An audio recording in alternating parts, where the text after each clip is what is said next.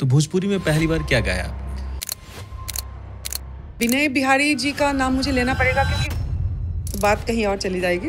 मतलब ऐसा बहुत सारे घटना हुआ, ऐसा रिकॉर्डिंग में लाइट चली भी गई थी उसी दौरान। मुझे छैला जी ने वो आके मुझे बोले, मेरी आंखों को पढ़िए, आप स्टार बन चुकी है। मैं हंस के में से निकल गई। मैं अनंत सिंह जी के जब गाँव गई तो लाइन से सब लोग बंदूक लेके खड़े हैं। गवन वाले जा राजा जी, उस समय गवन वाले जा राजा जी का दौर, और टक टक गोली चल रहा है।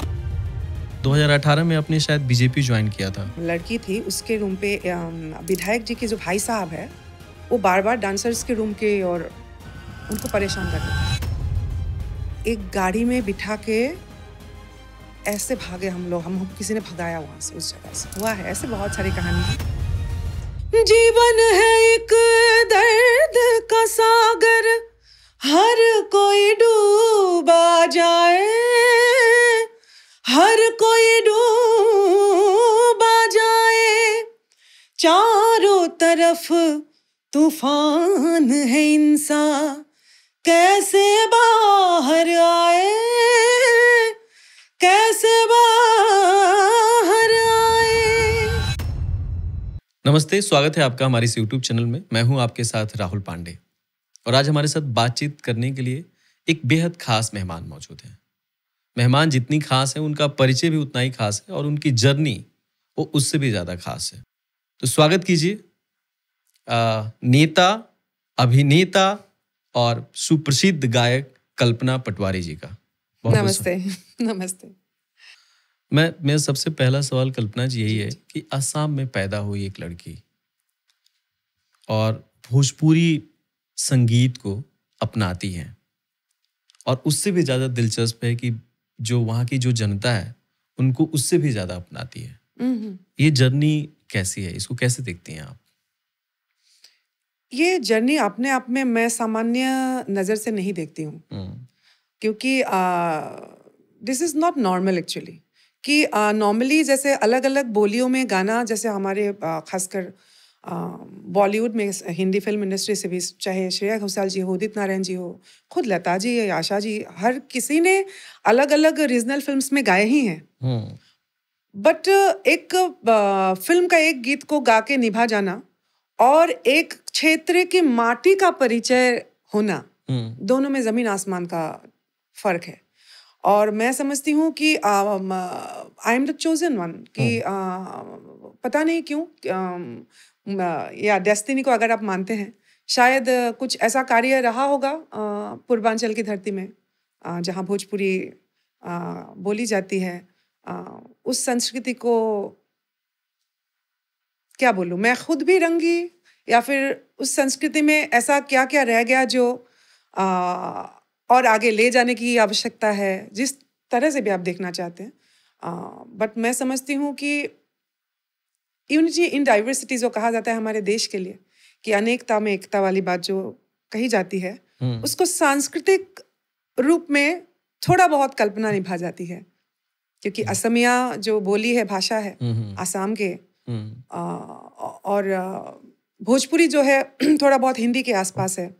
दोनों में बहुत फर्क है, ऐसा नहीं है कि बंगाली और असमीज है। सो मैं समझती हूँ ये ऊपर वाले की कृपा है मुझ पे, और उससे भी बढ़ के मैं तमाम दोनों क्षेत्र के जो जनता है, लोग हैं, उन लोगों ने बहुत ज्यादा प्यार आशीर्वाद दिया, तो मैं हमेशा ऋणी रहूंगी जी।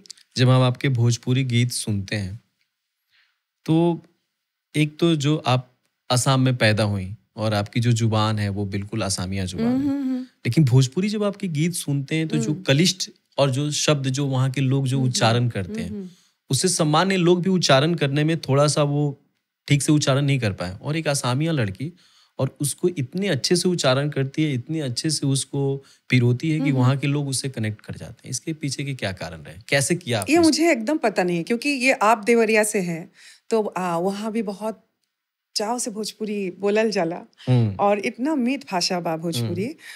लेकिन मुझे ये समझ में नहीं आता है, कई बार लिरिसिस्ट जो होते हैं स्टूडियो में वो बोलते हैं, जैसे हाल ही में मैं अभी रिकॉर्डिंग रिलीज नहीं हुआ, एक भोजपुरी गजल हम लोग कर रहे थे, मनोज भावुक जी, उन्होंने भी कहा ये बात कि हिया में जब धइल गइल तनी तनी सा बात के असर बहुत बहुत भइल तनी तनी सा बात के। उन्होंने कहा कि जो आपने धइल कहा ना, ये नॉर्मली हमारे ऐसे नहीं कहेंगे, वो बोल नहीं पाएंगे।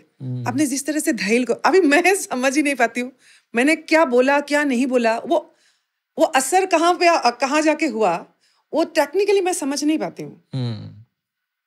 बिल्कुल वो जो उन्होंने मतलब कहा उसका जवाब मेरे पास नहीं है जो आपने सवाल वो चमत्कार है एक्चुअली, वो चमत्कार है। जैसे अभी आपने ये गाया ना, तो मुझे लग रहा है कि जिस महिला से मैं अभी बात कर रहा हूँ वो महिला अलग है जो गा रही अलग है।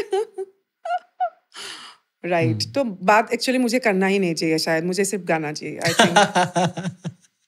उससे ज्यादा लोग कनेक्ट होते हैं। मुझे जो आपका एक पहला एक इम्प्रेशन जो मुझे कल्पना नाम का जो मुझे मिला, वो मैं आपको एक इंसिडेंट से बताता हूँ।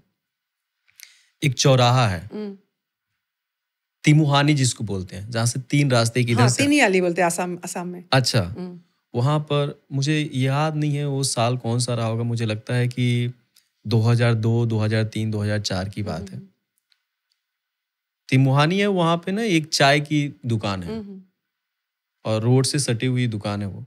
वो चाय बन रहा है और शाम का वक्त है और वहाँ पे एक रंगीन टीवी छोटा सा लगा हुआ है। उस वक्त में जो सीडी डीवीडी आते थे, वहाँ पे आपका कोई गाना चल रहा था, मुझे याद नहीं है। वहाँ पे ना हर तरह के एज ग्रुप के लोग थे वहाँ पे। महिलाएं थी, पुरुष थे, लड़के थे और आपके गाने को एंजॉय कर रहे थे। तो मैंने वो देखा, मुझे ऐसा लग रहा है कि पहली दफा ऐसा हुआ था कि ये जो पूर्वांचल में किसी महिला, शारदा सिन्हा जी को और बाकी लोगों को, लेकिन हर टाइम जिसको सुना जाता हो, मुझे लगता है कि वो आप पहली महिला थी। अच्छा, मुझे ये भी बहुत पता नहीं है। हाँ, मतलब इस तरीके से हर एक एज ग्रुप और हर वक्त। अच्छा, हाँ, अलग अलग एज ग्रुप। हाँ, क्या बोलूं, वो भी कृपा ही है सब लोगों का कि संगीत को अगर चुना है, पिताजी से मिला, आसाम में सीखी, या फिर भूपेन हजारिका जी का थोड़ा बहुत असर भी रहा, और उसके बाद अगर संगीत के इर्द गिर्द ही बात हो और वो असर हो अलग अलग उम्र के लोगों पे, सो एक आर्टिस्ट को और क्या चाहिए। आसाम से मुंबई क्या करने गई थी? एक्चुअली क्या हुआ, आसाम में पहले तो लोक गायन की शिक्षा लिया मैंने, मेरे पिता क्योंकि लोक गायक रहे हैं। उसके बाद इंडियन क्लासिकल म्यूजिक, और फिर धीरे से स्कूल जैसे ही मैट्रिक क्लास 10 बोर्ड का एग्जाम खत्म हुआ, तो मैं रिकॉर्डिंग स्टूडियो में पहली बार 93 में मैं घुसी। और मेरे गुरुजी जो मुझे शास्त्रीय गायन भी सिखाते थे तब, प्रयात दीपेन रॉय जी, उनके साथ हुर और एने जुनाक बोल के एक प्रोजेक्ट, असमिया जैसे गजल नुमा, जो शास्त्रीय गायन पर आधारित असमिया गीत का एक संकलन था। और जब मैं पहली बार स्टूडियो में गई, उससे पहले मैं रेडियो आर्टिस्ट थी, ऑल इंडिया रेडियो में मैं गाती थी। क्लास युवा वाणी में 8-9 से मैं स्कूल में थी, तब से गाती थी। वही असम के रीजनल जो ऑल इंडिया का जो प्रोग्राम, Guwahati, All India Radio Guwahati. So जब 93 में मैं स्टूडियो में गई, तो उसी समय इंडिया में channel V and channel MTV और ये जो केबल टीवी का एक माहौल था, वो मतलब आया हुआ था। और सामने मतलब एक नया कल्चर म्यूजिकली, जैसे मैं व्हिटनी ह्यूस्टन, मराया कैरे, मैं बहुत ज्यादा पाश्चात्य शैली को सुनती थी, गाती भी थी आसाम में। ठीक है। और जब मैं स्टूडियो में गाने गई पहली बार, तो लड़कियों को खासकर एक जजमेंटल तो हमारा सोसाइटी है ही कि कम धीरे से बोलो, कम हंसो, ज्यादा मत बोलो, ऊंची आवाज में। अभी मेरी बात करो, मुझे तो लोग कहाँ बोलते हैं, बॉलीवुड से भी, जैसे मैं बॉलीवुड में भी जितने भी गाई, जितना भी 4-5 जो भी फिल्मों में गाई, जहाँ सॉन्ग तार सप्तक को पार करे, मतलब हाई पिच को, जैसे पूर्वी हमारे भोजपुरी पूर्वांचल के, तो ये तारीफ तो मुझे मिलेगा कि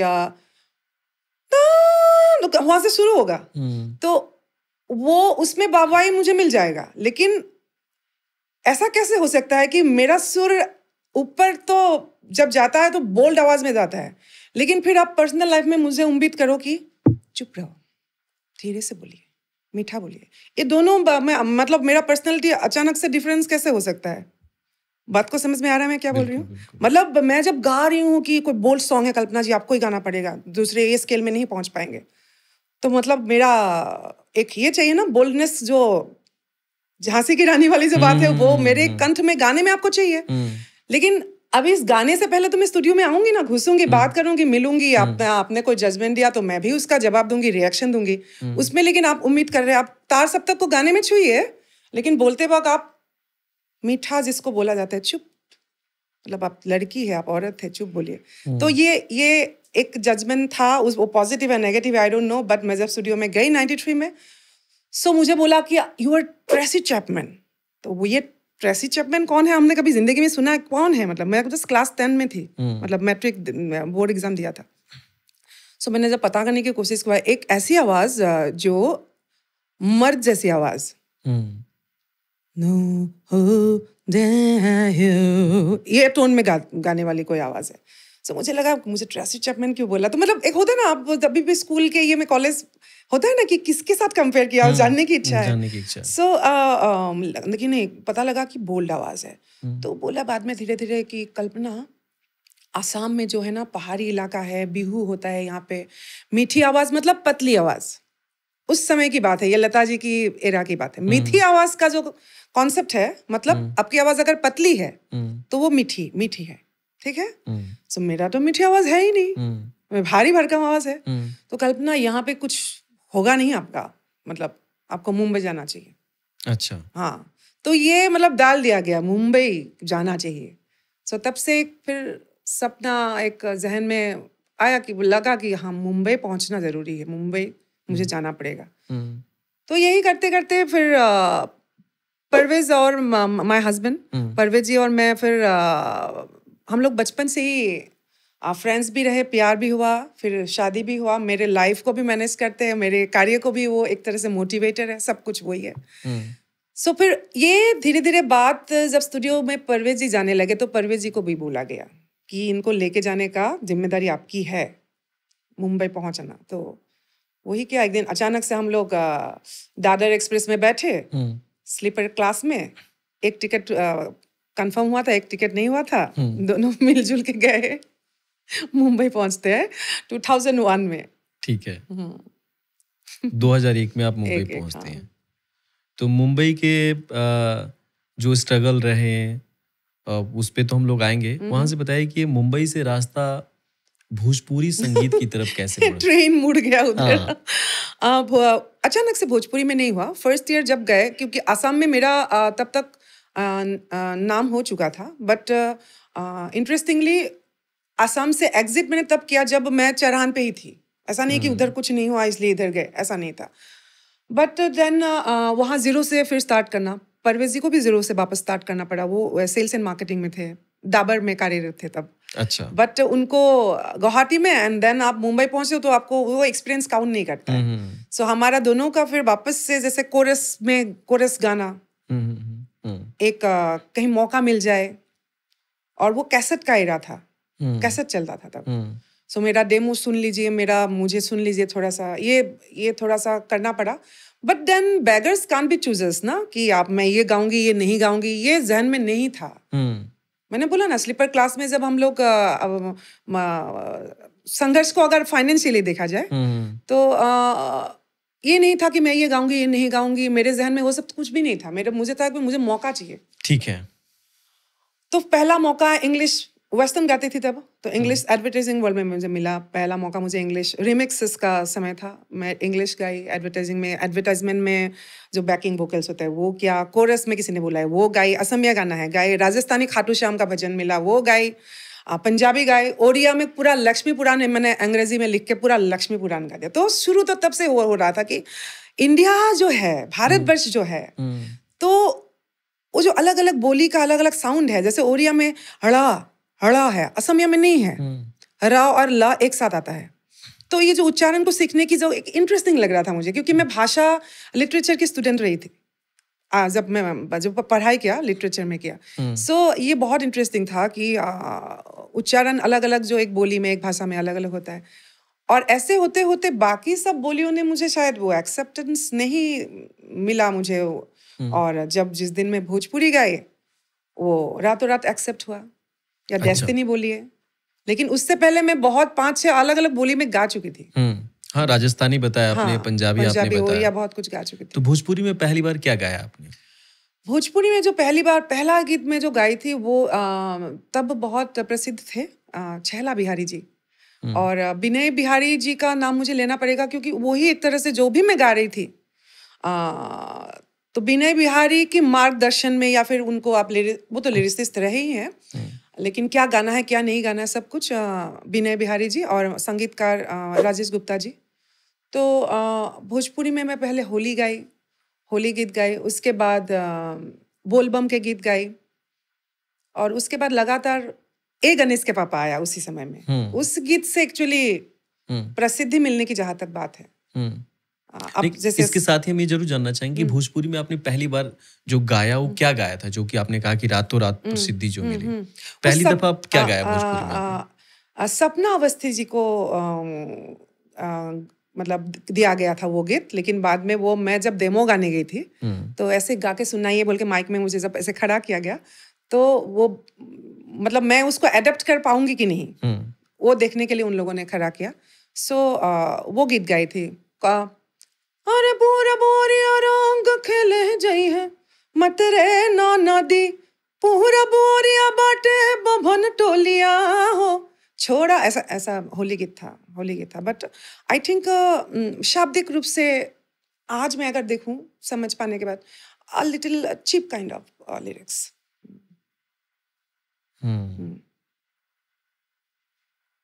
मतलब आज वो एहसास होता है कि वो थोड़ा सा उसका वो नहीं, एहसास की बात नहीं है, मतलब आपके उधर चलता है, सो डबल मीनिंग का एक स्टाइल चलता है, तो मैं आसाम में जो हम लोग मतलब वो डिफरेंस को आप, इट्स वेरी इंटरेस्टिंग।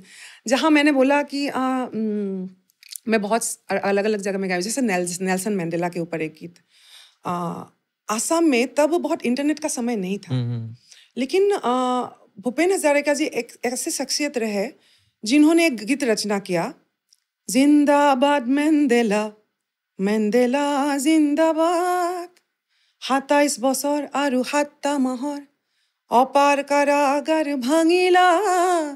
सो असम के गांव में जो खेती करता हुआ किसान है, उसको भी मंडेला कौन है ये किसने समझाया? Through music, through art, Bhupen Hazarika. So वो एक बौद्धिक स्तर का अलग माहौल। एंड जैसे मैंने बोला, मुंबई जब पहुंचती हूँ तो सामने गली भी था, चौराहा भी था, पान दुकान भी था, मतलब बौद्धिक अगर कोई चैंटिंग हो बुद्धिज्म का वो भी आया, मेरे सब कुछ जो पूरी दुनिया जो है मतलब एक साथ सामने था। एंड मेरा जो लक्ष्य था, मुझे मौका चाहिए, मुझे मौका चाहिए। सो इंग्लिश में भी गाए मैं अलग अलग प्रकार के ऐसे गीत, और भोजपुरी में भी ऐसे बहुत सारे गीत हैं जो डबल मीनिंग जिसको कहा। अभी तो खैर वो माहौल डबल मीनिंग से भी ऊपर कुछ और हुआ, बट देन उस समय कैसेट के समय में वो डबल मीनिंग तक था, मतलब एकदम उलंघ नहीं था तब। आपने गणेश के पापा का जिक्र किया और सावन का महीना चल रहा है, तो मुझे थोड़ा सा बताएं कि गणेश के पापा का ये जो गीत आपको अंदाजा था कि इतना हिट हो जाएगा? एकदम। और इसके बनने की प्रक्रिया क्या थी, कैसे आपके पास आया, क्या थी? That was the second project, जैसे मैंने बोला, after Holi with Chhaila Bihari only. Ganesh के पापा भी उनके ही प्रोजेक्ट में, उनका नाम सुनील छैला बिहारी। सुनील छैला बिहारी, राइट। नाचे कांवरिया शिव के नगरिया प्रोजेक्ट का नाम था। और वापस विनय जी ने मुझे वो बोला कि जब म्यूजिक बनता रहेगा, तब लाइव रिकॉर्डिंग होता था, मुझे अभी भी याद है, टी सीरीज का सुदीप स्टूडियो खार में। और जिस दिन डबिंग नहीं भी करना है, आपको आके बैठना है, आपको सुनना है, माहौल में मतलब रमना है, ताकि आप भोजपुरी को एडेप्ट कर पाओ। तो मतलब एक होता है ना मेंटर की, जैसे विनय बिहारी जी, तो मैं गई और रिकॉर्डिंग हो रहा था, मतलब ट्रैक बन रहा था। सो ना हमसे भंगिया पिसाइए गणेश के पापा, तो उन लोगों ने बोला कि गणेश, जैसे हिंदी में अगर मतलब गा रही थे तो गणेश बोलूंगी, है ना, तो वहाँ बोले कि नहीं, गणेश बोलना है। अच्छा। हाँ, बिने बिहारी जी ने कहा। नहीं, हाँ, राजेश गुप्ता जी, सब लोग जो है, मतलब उसको ना हमसे भंगिया पिसाई एक गणेश के पापा, एक गणेश के पापा नहीं, ठीक है। सो ये छोटी छोटी बात है, टेक्निकली मायने रखते हैं कोई भी आर्टिस्ट के ये में। और फिर मुझे लगा कि बहुत लाड से इसको गाना है। और असम के दीपाली बौठाकुर बहुत लेजेंडरी आर्टिस्ट रहे, ठीक है, और उनके गीतों को मैं बचपन से गाती थी, तो कहीं ना कहीं मुझे वो सिमिलरिटी लगा थोड़ा सा। और वो दीपाली बौठाकुर की जो अंदाज है, मेरे टोन से मैंने थोड़ा सा प्रयास किया उस पे भाव को डालने, मतलब एक्सप्रेस करने के लिए गणेश के पापा को, और वो काम आया। और आई डोंट नो, बाबा भोलेनाथ की कृपा है, और बचपन से ही है। मैं हमारे पूरा परिवार, हम लोग नाथ जोगी समाज से है, और शिव जी ही है सब कुछ, गोत्र भी शिव जी है, नाथ संप्रदाय है। सो जहाँ कोई लॉजिक एंड रीजनिंग नहीं है, बट भारतवर्ष है, आस्था होता है, तो मैं समझती हूँ गणेश के पापा हो या फिर शिव जी हो, भोलेनाथ हो, एक ही है।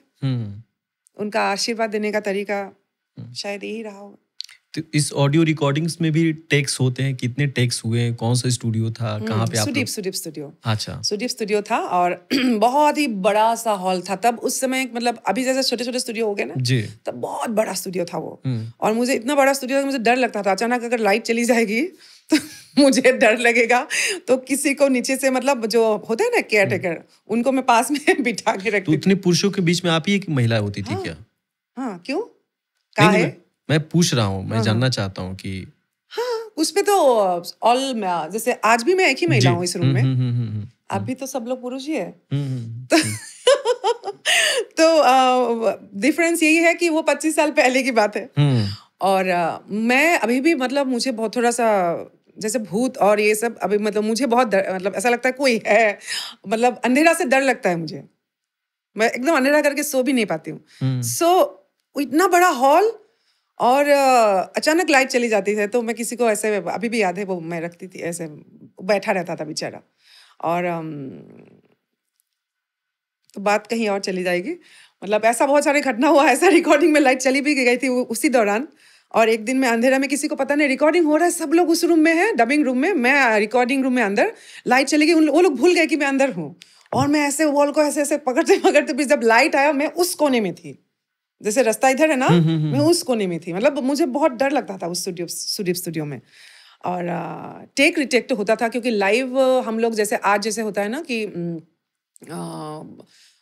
आप हम लोग पंच करते हैं, जैसे रनिंग पंच करते हैं कि ये शब्द में प्रॉब्लम है, पूरे लाइन को नहीं गाऊंगी, इस वर्ड को सिर्फ रखना है। आज बहुत सुविधा है, तब लेकिन लगातार बार बार लाइन को हम लोग गाते थे। और उसकी खूबसूरती भी लेकिन निखर के आती है अलग से। और बाकी बहुत याद नहीं है मुझे कि कितना टेक हुआ, क्या हुआ, लेकिन रिजल्ट कमाल का, मतलब आशीर्वाद प्रभु का मिला मुझे, बाबा भोलेनाथ का। क्या रिस्पॉन्स आया जनता का जब वो कैसे? मैं तो मुंबई में थी ना। हाँ। मेरा कहानी बहुत इंटरेस्टिंग है। जो भी हो रहा था, जैसे उसको आप बाबा भोलेनाथ के गाने में भी ले, या फिर जो मैंने बोला शुरुआत के चिप, बावन टोली वाला, मैंने ऐसे बहुत सारे चिप्स आइटम सॉन्ग्स भी हो जो उसका मतलब मुझे समझ में नहीं आ रहा है, बहुत मैं मजे से गा रही हूँ, बाकी सुनने वाले को बहुत समझ में आ रहा है, मजा ले रहे हैं, जो गा रही है उसको कुछ पता भी नहीं। ये इंटरेस्टिंग सिनेरियो नहीं है? सो ऐसा बहुत बार हुआ।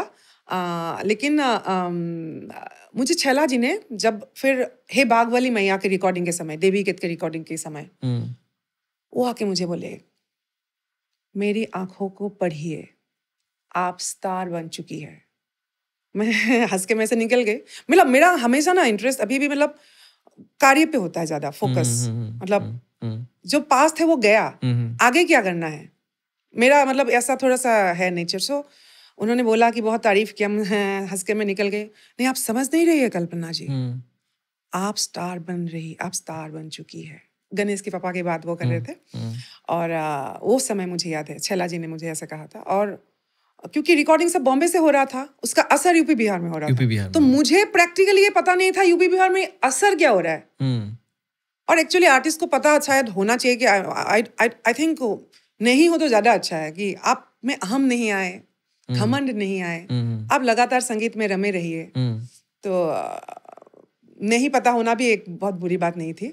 लेकिन बाद में जब अगले उसके नेक्स्ट ईयर मैं जब गई, पहला कार्यक्रम मैं धनबाद में मैंने किया, जो भोजपुरी दुनिया की पहला कार्यक्रम।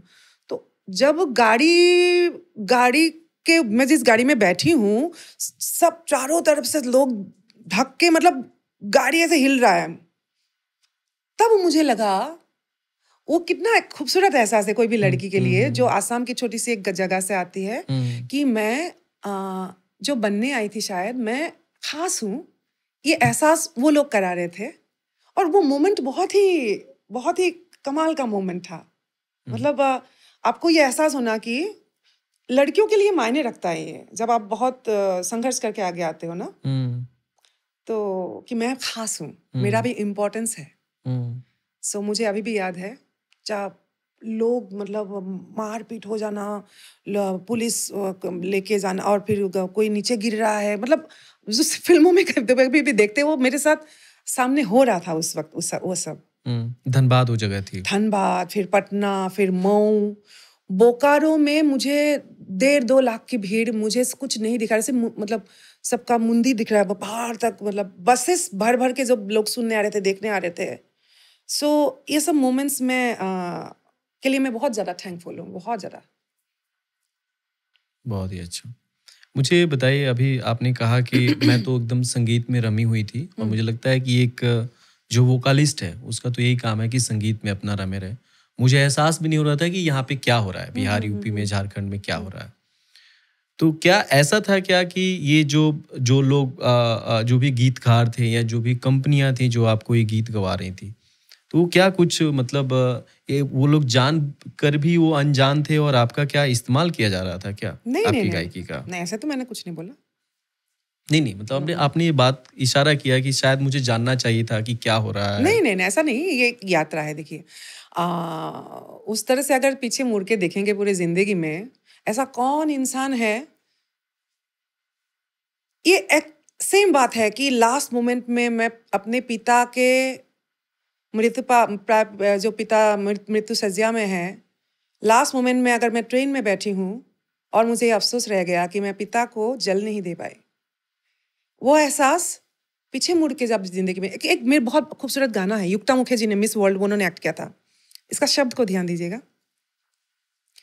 जीवन है एक दर्द का सागर, हर कोई डूबा जाए, हर कोई डूबा जाए, चारों तरफ तूफान है, इंसान कैसे बाहर आए, कैसे बाहर आए, कैसे बताए, किसको बताए, क्या खोया क्या पाया, अपने आप को देख के जख्मी गम को रोना आया, क्या पाया क्या खोया। यार किसी की कहानी है, जीवन में क्या पाया क्या खोया। जो मैंने, मेरे पिता जिन्होंने संगीत सिखाया मुझे, और सही में मैं बनारस काशी में थी जब मुझे पता लगता है कि वो नहीं रहे। अच्छा। और उस समय में जो एहसास है कि मैं उस क्षण में मैं नहीं थी उनके शारीरिक रूप से उनके पास। आप पश्चाताप की बात कर रहे हैं शायद, मैंने जितना समझा, तो वो पश्चाताप और संगीत में जो शब्द की पश्चाताप या भोजपुरी मेरे लिए सम्मान एक जैसा है। बहुत गहराई में है भोजपुरी, बहुत ज्यादा। और शायद इसीलिए बाद में, ये तो मेरा पहले शुरुआत के पार्ट का, जैसे अगर फिल्मों में होता है ना कि बीच में क्या आता है, वो ब्रेक होता है। हाँ, इंटरवल। हाँ, इंटरवल के पहले की पार्ट है। इंटरवल के बाद की जो पार्ट है, जहाँ हम लोग बात कर रहे थे थोड़ी देर पहले रामाज्ञा राम जी के बारे में, भिखारी ठाकुर जी तक पहुंचने के बारे में, वो इंटरवल के बाद की जो पार्ट है। तो जीवन अभी भी चल रहा है, संगीत भी चल रहा है, भोजपुरी भी चल रहा है। कहाँ तक पहुंच पाऊंगी मैं अकेले नहीं, भोजपुरी की ब्रांडिंग करके, भोजपुरी की प्राइड को, गौरवमयी गाथा को गाना। मेरे साथ क्या हुआ वो विक्टिम वाली बात हो गई, बट मैंने क्या स्टेप लिया क्यों बेतिया पहुंच के भितिहरवा आश्रम पहुंचने के बाद मुझे लगा कि चंपारण सत्याग्रह के ऊपर गीत होना जरूरी है, सिर्फ मेरे लिए नहीं, बिहार के लिए, भोजपुरी के लिए, भोजपुरी कलाकारों को, बिहार की ऐतिहासिक प्राइड को गाना जरूरी है। तो यहाँ भूपेन हजारिका जी की वो लाइन मुझे याद आ रहा है कि व्यक्ति रहे व्यक्ति केंद्रित, सकल समाज व्यक्तित्व रहित। आपको समझ में आ रहा है मैं क्या बोलना चाह रही हूँ? कि मैं अब व्यक्ति केंद्रित होकर नहीं सोच रही, इसमें कल्पना मायने नहीं रखता है आज के समय मेरे पास। मैं एक कम्युनिटी को रिप्रेजेंट कर रही हूँ, मैं एक समाज हूँ खुद, मैं एक संगठित व्यक्ति, एक व्यक्ति केंद्रित व्यक्ति नहीं हूँ। सकल समाज व्यक्तित्व रहित, जो भूपेन हजारिका जी ने गाया, कि उस व्यक्तित्व रहित होके मुझे सोचना पड़ेगा, और उस प्रेम में हूं मैं भोजपुरी के साथ। क्या खोया क्या पाया, उसके बारे में सोच के टाइम को वेस्ट नहीं करना है। कहाँ तक ले जा पाएंगे, या फिर मैं कितना दूर तक जा पाऊंगी भोजपुरी के साथ। बहुत लोगों ने मुझे तो बोला ना कि मेरे जो गले का रेंज है, ऊपर वाले की कृपा है। बॉलीवुड में भी गाई हूं मैं, लेकिन मुंबई में रहते हुए मैंने बॉलीवुड को छूना नहीं ना मैंने।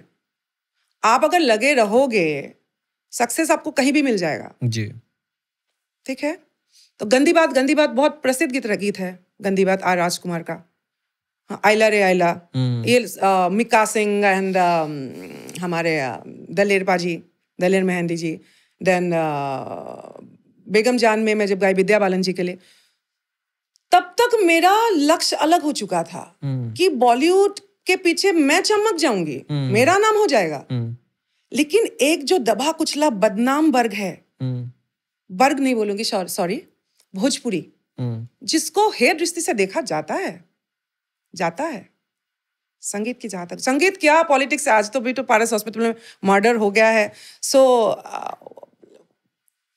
बहुत सारी बात है, बट इसमें वो सब इम्पोर्टेंट नहीं है मैं क्या बोल रही हूँ। इम्पोर्टेंट ये है मैं कहाँ थी, मैंने क्या निर्णय लिया, मैंने कौन सा राह चुना। क्या मैं बहुत संस्कारी हूँ बोल के बहुत सारी इधर उधर की बात करके पद्मश्री लेके मैं घर में बैठा रहना अच्छा होगा, या फिर गांव भर अंदर जाके भिखारी ठाकुर जी के गांव पहुंच के उन लुप्त प्राय गीतों को निकाल के लाके the legacy of Bhikhari Thakur नाम से विश्व पटल में रिकॉर्ड करना। अब जब गंगा स्नान किया तो लुई बैंक्स जी के सामने जैज संगीतज्ञ है, जैज म्यूजिशियन है, वो पियानिस्ट है हमारे इंडिया के, उनके पास जाके इतना खर्चा करके इन्वेस्ट तो करने के लिए तो मुझे कोई पैसा नहीं दे रहा है, मेरा ही वो स्टेज का पैसा है। कितना मिलता है भोजपुरी कलाकार को? बहुत तो मिलता नहीं। कितना मिलता है? हम तो अरिजीत सिंह और श्रेया घोषाल है नहीं। अगर मैं बॉलीवुड गाती थी तो मुझे एक गाने में करोड़ मिलता था, इधर आप मुझे कितना देंगे? ज्यादा से ज्यादा 3 लाख 4 लाख देंगे। उसी में से पैसा को मैं क्वालिटी को, मिक्सिंग की क्वालिटी, मैं कहीं भी जाके छोटे मोटे मतलब टेक्निकली बात कर रही हूँ, ये टेक्नोलॉजी है ना, हमने जो आप जो कर रहे हैं, आप जो कैमरा के पीछे के, उनको पता होगा लेंस की अहमियत क्या है। एक लालच होता होगा ना कि वर्ल्ड में कहाँ क्या निकल रहा है। सो मुझे भी अप टू डेट रहना है, तो मैं भोजपुरी को भी उस नजर से देखती हूँ और लगातार प्रयासरत हूँ कि भोजपुरी में अभी हम लोगों ने जैज गाया है, उसका व्यूज बहुत कम है, लेकिन मैं अभी कोशिश में ये हूं कि अब नहीं चल ये होगा, लेकिन मेरे जाने के बाद लोग सुनेंगे, उसको ढूंढेंगे कि कोई तो कल्पना आई थी। गाना है वो, राह बाटे कठिन मगर बाटे चाह बाटे अगर डगर बाटे, होखे खपड़ेलिया महल होखे नेह बाटे तबे उ घर बाटे राह बाट। तो इसकी कोशिश, आपको क्या लग रहा है कि मैं उसको रिलीज करूं, बहुत व्यूज मिल जाए, मुझे पैसा मिल जाए? नो, मुझे पता है ये नहीं चलेगा अभी। लेकिन अब यहाँ मेरा जो नियत है वो लगातार नियत ही अलग हो गया। अब मैं ताली के लिए गाना गीत नहीं गाती हूँ। एंटरटेनमेंट मोड है, मंच पे आपको करना पड़ेगा, बट सिर्फ वो अभिप्राय नहीं रहा।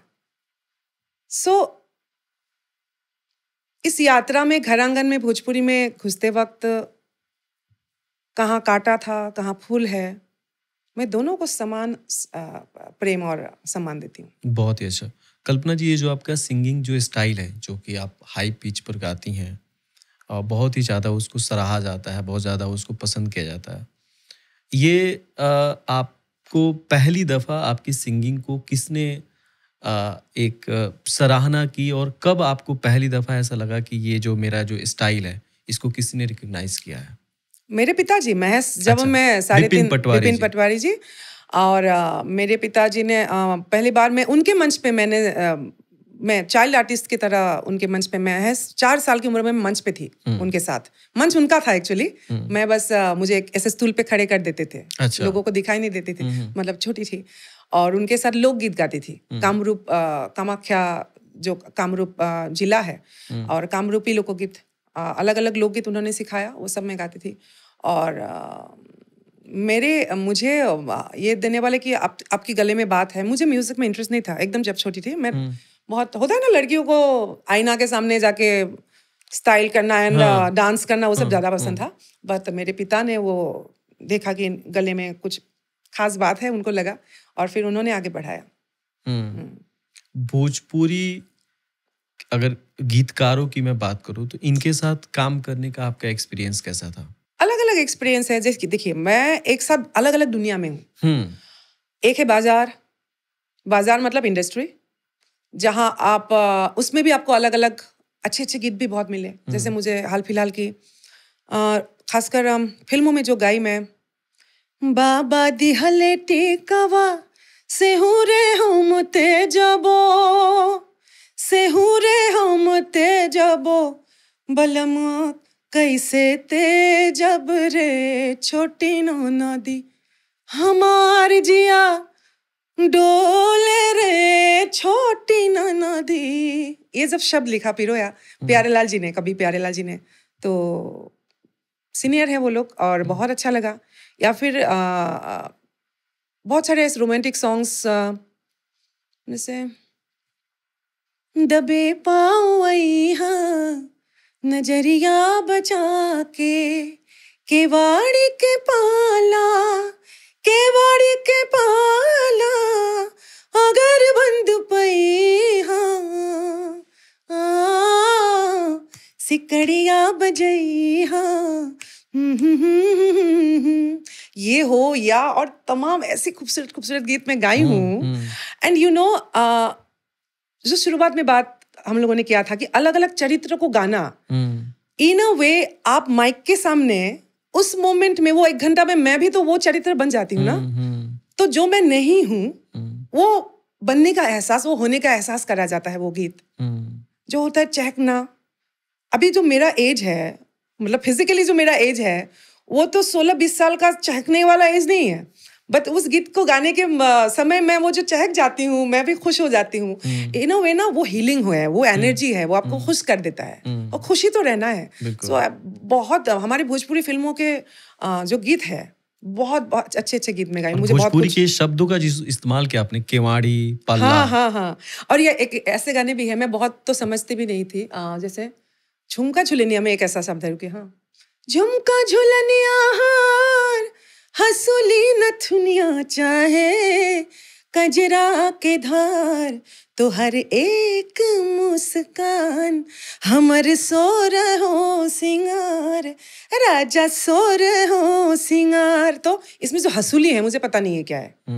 एक चांदी का आई थिंक कुछ ऑर्नामेंट होता है। जैसे जब मैं गाई, मुझे पता नहीं है हंसुली क्या है, बट देन ऑल्सो ओवरऑल जो एक्सप्रेशन होगा, मैं ये समझ गई कि तेरा जो एक मुस्कान है, वो मुझे घायल कर देता है। ये मेन लाइन है। सो उस एक एक्सप्रेशन को पकड़ के पूरे सॉन्ग को गा लेती हूँ। सो आई थिंक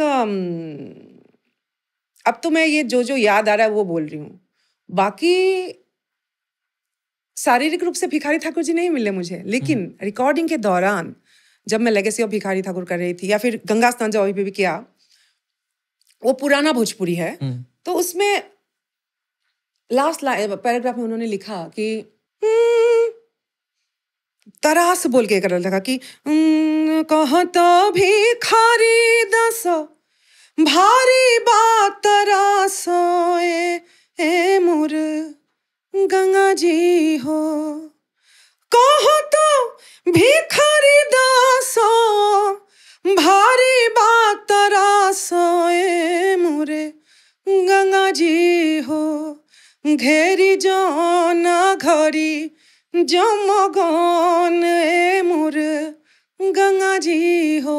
मतलब जिस घड़ी जमगण जम और उनके गण जब मैं मृत्यु सज्जा में रहूंगा, उस घड़ी जब मुझे जमराज लेने आएंगे, उस घड़ी तुम्हारी जो प्यास है गंगा मैया कि मेरे मृत्यु समय में मुझे गंगा जल कोई दे जाए। तरास मैं समझ नहीं पा रही थी तरास क्या है, तरास हाँ, क्या बिल्कुल। वो व्यक्ति जब बहुत ज्यादा प्यासा होता है, अब मैं गई तो थी हमारी कुतुबपुर। तरफ उसको कहा जाता है कि तरासल बाढ़। तो मैं तो नहीं समझ रही हूँ कि तरास का मैं क्या, मुझे सबटाइटल्स लिखना था इंग्लिश में, क्योंकि भिखारी ठाकुर अब मैं सिर्फ भोजपुरी लोग जनता समझे उसके लिए कार्य नहीं कर रही हूँ, पूरे वर्ल्ड मैप में उसको आगे लेके जाना है।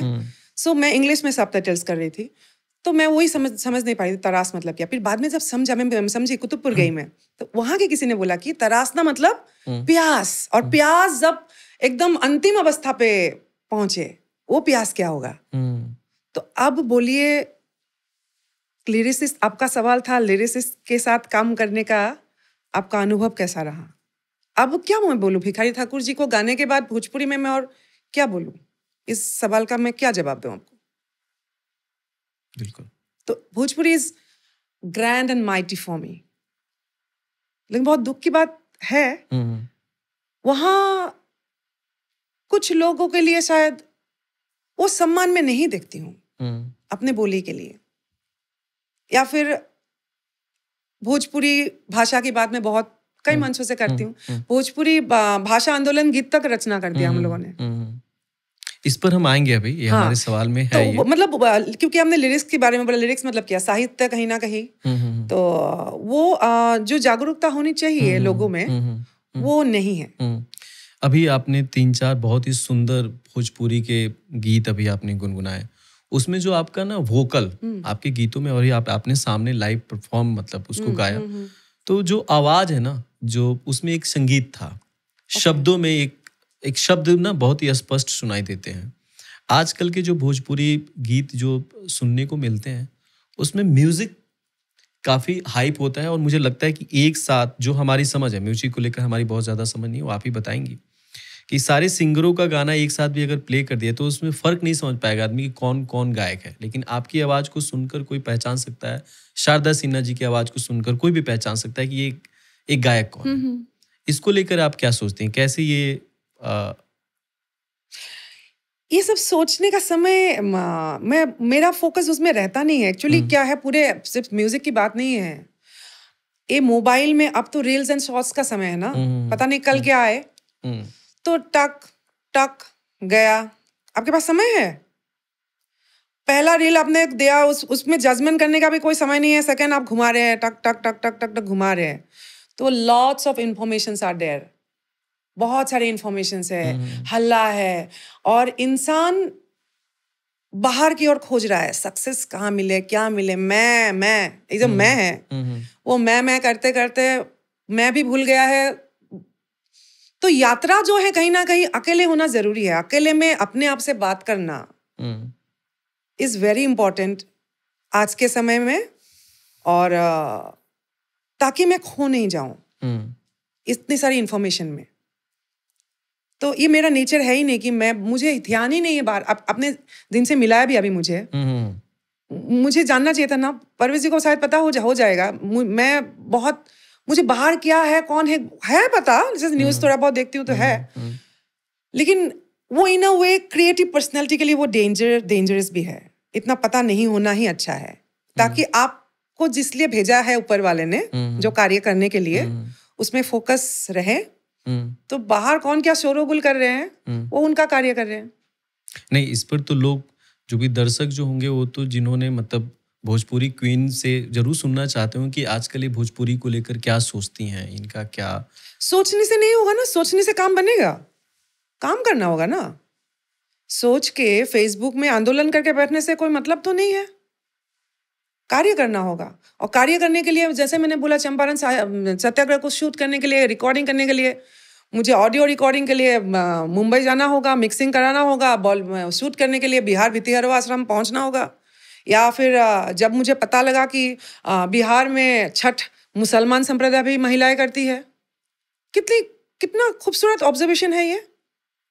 आज की भारतवर्ष में मुसलमान समाज भी छठ करते हैं पियरी पहन के। तो वो सब फिल्माओं गाँव कि मैं ये सब देखती रहूं, बाहर कौन क्या कर रहा है, आई डोंट केयर बाहर कौन क्या कर रहे हैं। मैं यहाँ पे मुझे पता है कि भोजपुरी बोली को 8वीं सूची में स्थान मिले, वो देख के जाऊं। और मेरे मरने के बाद मुझे कम से कम ये याद किया जाए, जैसे भिखारी ठाकुर को आज याद कर रहे हैं हम लोग, शारदा जी को याद कर रहे हैं ना, जब छठ आएगा शारदा जी को हमेशा याद करेंगे। तो अपने मरने की बात की तैयारी में हूं मैं। तो जिंदगी में कौन कहाँ क्या कर रहा है, वही है, क्या खोया क्या पाया वाला कहानी है। हाँ। एक सवाल है कल्पना जी, जिसको मुझे लगता है कि आपके साथ हमेशा जुड़ता है, एक आपके ऊपर आरोप लगता है कि कल्पना जी आसाम से आई और भोजपुरी में अश्लीलता फैला दी। इस पर मतलब ये बात बहुत सारे लोग कहते हैं, हम लोगों ने भी ये सुना ही है। ये बात, इसको लेकर आप क्या सोचती हैं? ऐसा एक ही सेम जवाब है, मैंने आपका ये जवाब दे चुकी हूँ एक्चुअली। तो ये उसी में आता है, क्या खोया क्या पाया में आता है, और आगे आपको क्या करना है। समय आपको ये सब सोच के समय आपको वेस्ट करना है या फिर आपको इम्पैक्ट रखना है। मैंने क्या इम्पैक्ट रखा, और अगर शुरुआत में जो आपका अगर डायरेक्टली में सवाल का जवाब दो, अगर ऐसा है कि कोई चिप लिरिक्स था जो मुझे समझ में अचानक, अगर मैं अभी आपसे ही बात करने लगो जे আপুনি মোৰ লগতে ইন্টাৰভিউটো কমপ্লিট অসমীয়াত কৰিব লাগিব, আপুনি কৰিব পাৰিব নাই? जवाब दीजिए। मैं तो इस भाषा को जानते नहीं ना। तो सेम है, जब मैं उस हसूली को समझ में नहीं आया, अचानक मैं असमिया में बात करूं तो आप क्या बोलेंगे?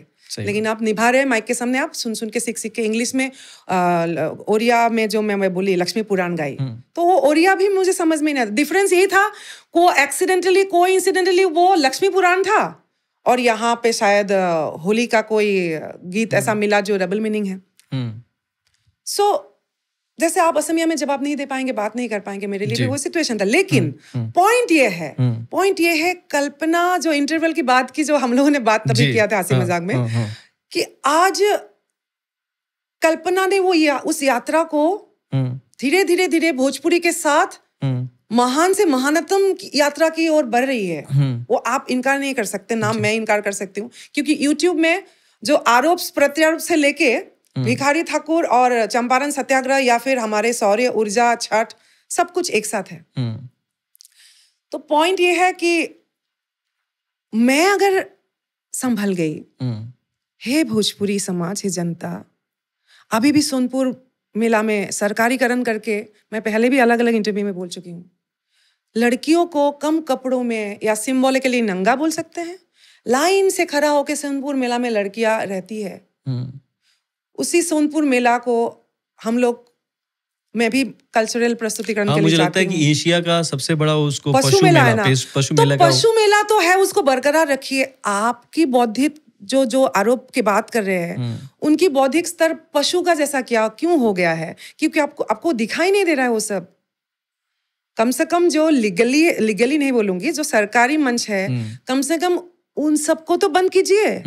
अभी भी लड़कियां वहां पे करती है उसको। अब 12 बजे के बाद वो लड़कियां खुद बोलेंगी बेचारी। और उनकी जो सशक्तिकरण की बात आएगी, एम्प्लॉयमेंट की बात आएगी, वो एक अलग मुद्दा है सामाजिक। लेकिन मैं कल्पना अगर उस ट्रांसफॉर्मेशन की यात्रा में निकल पड़ी और वो सक्सेसफुल हुई, वो कम्युनिटी क्यों हो नहीं पाया? क्योंकि वो गॉसिप में व्यस्त है। वो रट के एग्जाम देके आप यूपीएससी तो क्लियर कर लोगे, लेकिन विजडम नहीं है। समझ में आ रहा है मैं क्या बोल रही हूँ? मैं अभी मेरे दोनों बेटों को सीबीएसई बोर्ड से आईवी बोर्ड में अलग बोर्ड में लेके जा रही हूँ। गई हूँ, मतलब अभी नोएडा में जो एडमिशन हुआ है। क्यों? आप रट्टा हुआ जो इन्फॉर्मेशन लिखा हुआ है उसी को आप रट के मतलब आपका खुद का जो माइंड है उसका एक्सरसाइज नहीं हो रहा है। अब जो लिखा हुआ है उसी को रट के एग्जाम दे रहे हो, आप पास भी करो, नंबर भी मिल रहा है, आप आईएएस ऑफिसर भी बन गए, बट बनने के बाद आपको पता नहीं क्रिएट क्या करना है। समाज में एक प्रॉब्लम है, उसको समाज को सॉल्व करके उस सॉल्यूशन को इम्पैक्ट नहीं है। तो प्रैक्टिकल जो इम्प्लीकेशन है वो एजुकेशन में ही नहीं, हालांकि अभी हमारे एजुकेशन पॉलिसी चेंज हुआ है अभी और ये बहुत अच्छी बात है, लेकिन उसको इम्प्लीमेंट होते होते 5-8 साल लग जाएगा क्योंकि टीचर्स की ट्रेनिंग है और बहुत सारी बात आएगी।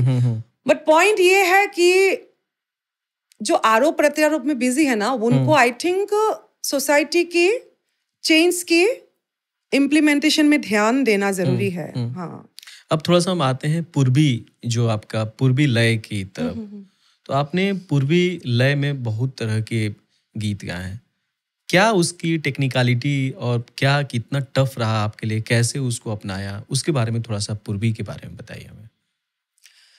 मैं अभी भी इस पे बस एक क्या बोलूं, स्टूडेंट की यही से बात करूंगी, क्योंकि जैसे बहुत सारे विधाओं को असम में जो गाई मुझे पिता ने जो सिखाया, गुरुओं ने सिखाया, उस पर बात कर सकती हूँ। लेकिन पूर्वी, क्योंकि भोजपुरी में क्या हुआ बाद में, जो मैं एक तो होता है बाजार एंड इंडस्ट्री जहाँ फिल्मी गाना आप गा रहे हो, और जो एक इंडिपेंडेंट म्यूजिक कल्चर हमने खुद तैयार किया, जहाँ भिखारी ठाकुर है, चंपारण सत्य, बार बार जो मैं बोल रही हूँ, उसको उसके मेंटर कोई नहीं रहा, उसमें कोई विनय बिहारी जी नहीं है मेरे साथ, उसके गुरु भी मैं हूँ, शिष्य भी मैं हूँ। तो वहां ये गुरु जो मैं बोल रही हूँ, ऑब्जर्वेशन की जो गुरु है, वो कहाँ काम आया?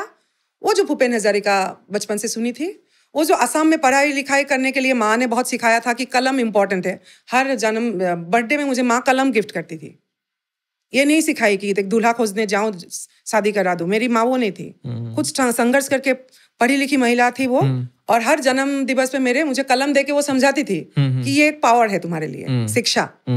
सो भोजपुरी की ये जो सेकंड अध्याय में चैप्टर है मेरे लिए, यहाँ मैं खुद ही मोटिवेटेड हूँ अपनी। सो पूर्वी भी उसमें आता है। मुझे लगा जब मैंने पूर्वी सुना, और जब पहला पूर्वी तो एक्सीडेंटली मुझे धनंजय मिश्रा जी ने गवाया था, विनय बिहारी जी ने, लेकिन वो भी बाजार की मतलब इंडस्ट्री के लिखा गया था और छप रहिया पूर्वी कहा गया। बाद में मुझे जब लगा कि आज तक लड़कियां नहीं रिकॉर्ड नहीं की छप रहिया पूर्वी को, जब धनंजय जी ने कहा हम लोग आज एक्सपेरिमेंट करने जाएंगे, तो मैं बहुत चैलेंज को एक्सेप्ट करती हूँ। सो मुझे तो लगा कि अब तो मैं करके ही रहूंगी, ये क्या चैलेंज आपने मुझे दिया धनंजय जी, और हाई ऑक्टेव पे मैं गाई। उसके बाद में मुझे लगा कि इसका मतलब ये तो एक अचीवमेंट है, उसको मैं क्यों सेलिब्रेट नहीं करूं। जैसे मैंने बोला था, धनबाद में जब बहुत लोगों के से भरे हुए उस टाइम को मुझे लगा कि मैं खास बन गई हूँ। वो अगर एक मोमेंट है, ये भी तो एक मोमेंट है कि you are the first woman to record छप रहिया पूर्वी, ये तो लिखा रह जाएगा। तो मुझे लगा कि इस पे कार्य करने की जरूरत है। और तब मैं जो पूर्वी की में निकली, तो मुझे लगा भोलानाथ गहमेरी जी की माने हुए साहित्यकार है, और उनके एक पुस्तक लोक रागिनी में उधर कजरी का वर्णन, खेमता, दादरा, अलग अलग सब वर्णन था। तो उस पे पूर्वी के सामने लिखा था कि चंपई पूर्वी, दारुन पूर्वी, छपरहिया पूर्वी, अलग अलग पूर्वी का प्रकार देके वो लिखे, और पीछे बहुत सारे मतलब पूर्वी के गीत है। ये चंपई पूर्वी है, दारुन पूर्वी है।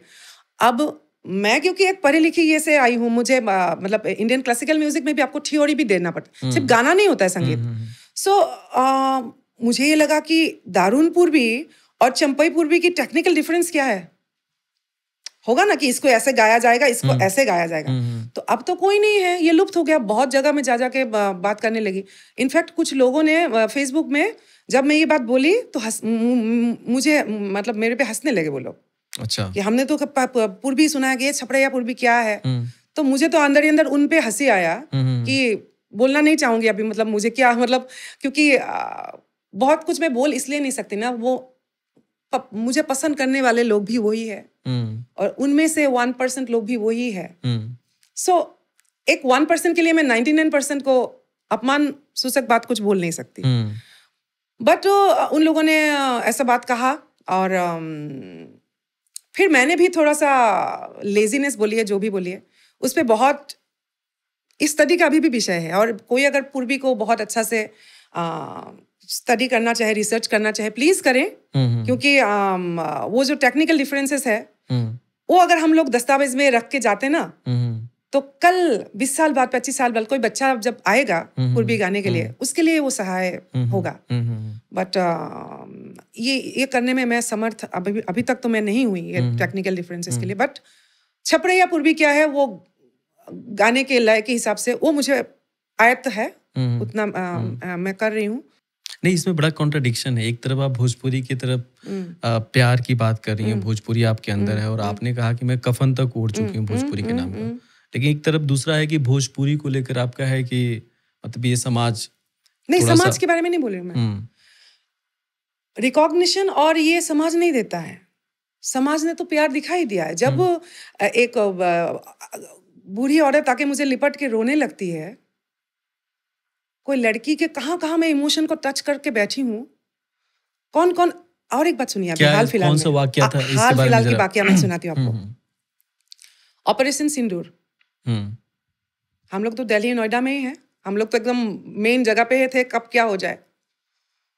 उसी दौरान तीसरे दिन पे शायद कहाँ से नंबर लेके, मेरा नहीं, परवेज जी के पास जो ऑफिशियल नंबर रहता है, उस पर फेसबुक से लेके कहाँ से पता नहीं, बॉर्डर एरिया से हमारे छपरा का कोई सैनिक सम यादव फोन किया परवेज जी को पहले, फिर परवेज जी ने मुझे दिया। वो उसमें रात भर लड़ाई में है, वो नींद नहीं है, डरा हुआ भी है। मुझे फोन करके बोल रहा है कि मैंने ये गीत सुना, ये आपका गीत सुन के मैं ये मतलब उसको अपना परिवार याद आ रहा है। उसका 7 साल की बेटी है और बहुत इधर उधर की, मतलब वो बेचैन और परेशान था, मुझे पता है। और वो उसने मुझे बोला, मैम मुझे मोटिवेशन की जरूरत है, मुझे मोटिवेशन दीजिए। अच्छा, यू नो, ये ऑपरेशन सिंदूर के बीच की बात बोल रही हूँ मैं, ठीक है। अब मुझे इस बात पे ये हो रहा है, वो देखिए, वो सामने मौत है, वो मेरा गीत सुन रहा है, उसको कुछ तो एनर्जी मिला होगा। दूसरे दिन जब फोन पे परवेज जी ने बात करा दिया, तो उन्होंने बोला कि मोटिवेशन, इस मोमेंट में मुझे तो अचानक नरेंद्र मोदी जी की ही याद आई उस समय। मतलब इस सिचुएशन में मोटिवेशन में क्या बोलना चाहिए, आई डोंट नो, मेरे पास जवाब नहीं है, मैं क्या बोलूं उसको, यू नो, क्योंकि मैं वो लीडर नहीं हूं। तो ये रिकॉग्निशन के आगे ये सब रिकॉग्निशन तो कुछ मायने रखता है, जिसके बारे में बोल रही हूँ। बिल्कुल, लेकिन फिर भी तो है, वो एग्जिस्ट करता है ना। राष्ट्रपति, माननीय राष्ट्रपति जी देते हैं, वो भी एक मोमेंट होता है। आर्टिस्ट के प्रोफाइल के लिए मायने रखता है, मायने रखता है कि नहीं? जी जी। आपने जिनसे अभी परिचय कराया, वो मेडल के बारे में आपने बोला कि नहीं मुझे? ऐसे तो बहुत सारे लोगों को मेडल मिले नहीं मिले, फिर भी तो लोग प्यार करते हैं उनको। लेकिन वो जो मेडल मिला, उसके साथ दुख भी होता है। स्पोर्ट्स पर्सन बहुत एक झटके में अपना देश प्रेम एक्सप्रेस करता है। आप बाहर खेलने गए, आपको मेडल मिला, जाना गाना माना बजा हमारे, और आप अचानक से देश प्रेमी, बहुत ज्यादा देश प्रेमी हो गए। लेकिन कलाकार जो है ना, वो व्हील चेयर तक जब तक नहीं पहुंचता है अवार्ड लेने के लिए, तब तक वो अपना देश प्रेम साबित नहीं कर पाता है। ये भी एक बात है।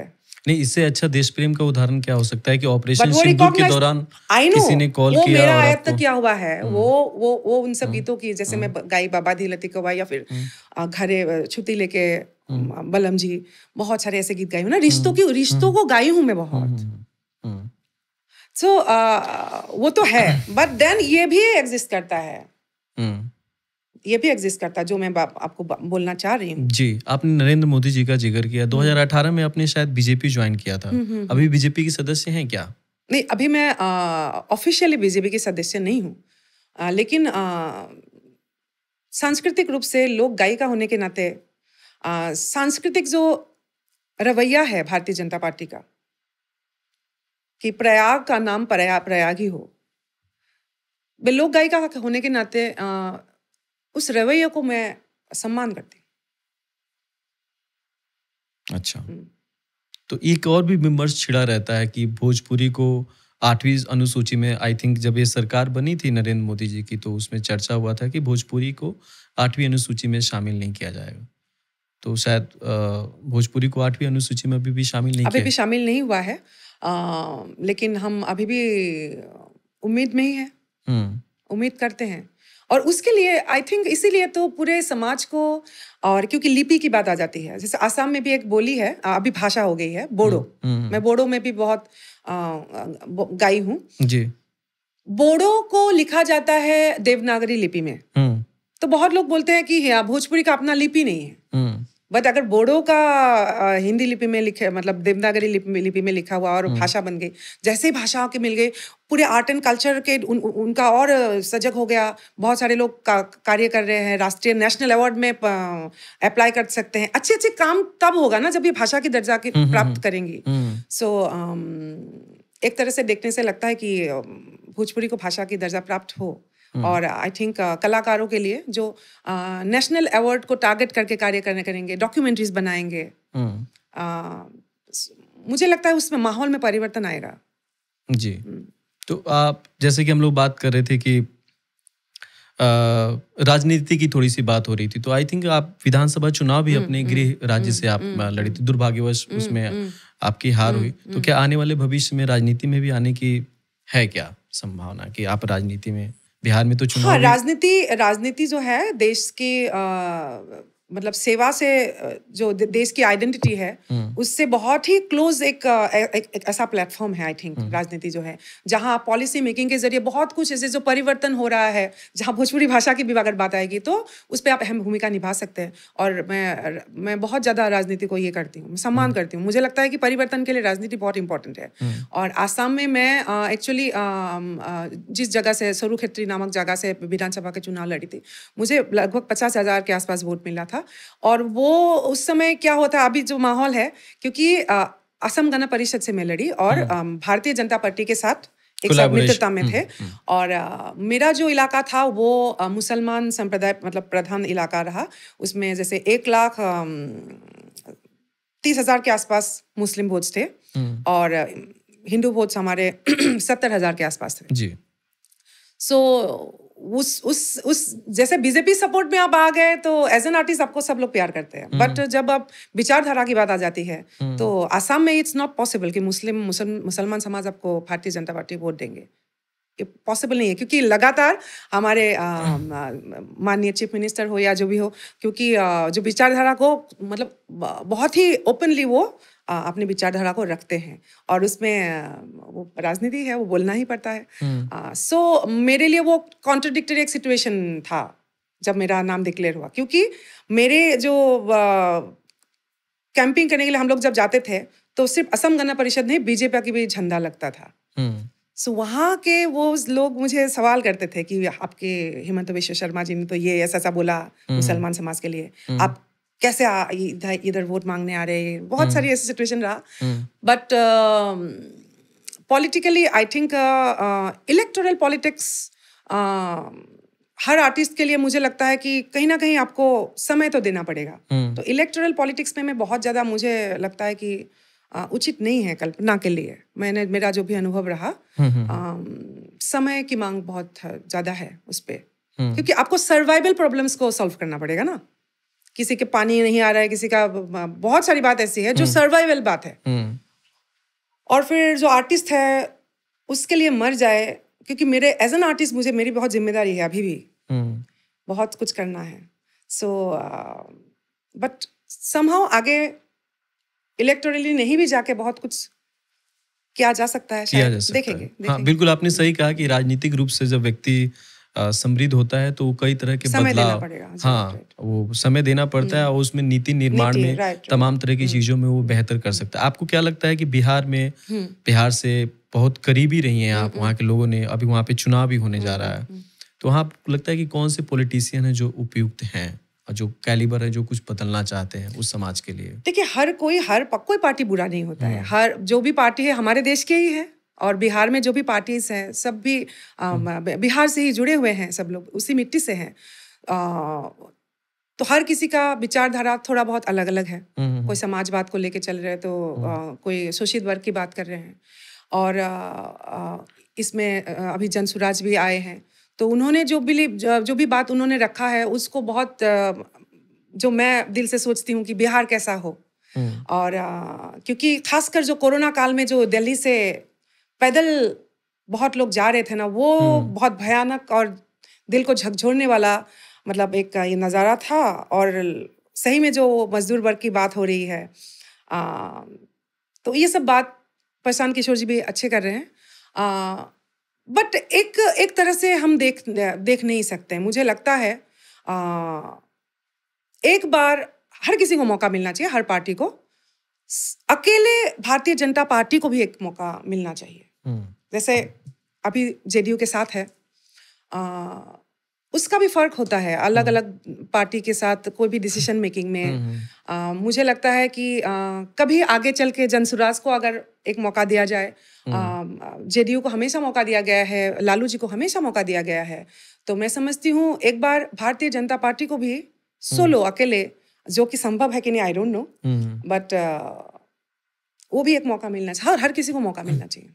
आपने जब धनबाद का जो आपने इंसिडेंट जो आपने जिक्र किया, जो वाकया, जब आपको पहली दफा लगा कि भाई मैं लोगों ने इतना सर आंखों पे बिठा लिया, जब आपकी गाड़ी गुजर रही है और लोग इतना ज्यादा उस गाड़ी के आसपास, की गाड़ी लिटरली हिल रही है, अब मंच पर आपका परफॉर्मेंस होने वाला है, तो मैं मंच से ही जुड़ा हुआ एक सवाल मैं पूछता हूँ कि भोजपुरी में आजकल काफी तरह के मंच पे कलाकारों की प्रस्तुति होती है और उसमें मेल और फीमेल दोनों तरह के कलाकार होते हैं।